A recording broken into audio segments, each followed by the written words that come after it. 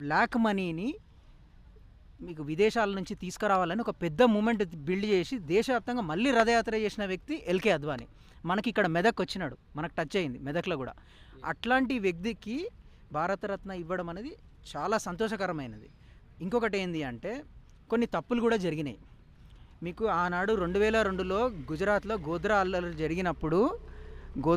జరిగినప్పుడు నరేంద్ర మోదీని తీసేయమని అప్పటి ప్రధానమంత్రి అటల్ బిహారీ వాజ్పేయి గారు చెప్పిండ్రు. రాజధర్మం మీరు పాటించాలి, అందరికీ న్యాయం చేయాలి, మీరు చూసి చూడనట్టు ఉండొద్దు, అల్లరి మూకలని శిక్షించాలి, మీరు కంట్రోల్ చేయాలి, లా అండ్ ఆర్డర్ అని చెప్పిండ్రు. అప్పుడు ఒకానొక దశలో మీకు నరేంద్ర మోదీ గారిని తీసేద్దాం అనుకున్నారు అక్కడ చీఫ్ మినిస్టర్గా. కానీ ఎల్కే అద్వానీ గారు ఉండి ఆయనని ప్రొటెక్ట్ చేసి నిలబెట్టిండు. అట్లాంటి వ్యక్తికి నేను నిర్మోహమాటంగా చెప్తున్నా, ఇప్పుడున్న నాయకత్వం ఆ ఇద్దరు నాయకులు విస్మరించి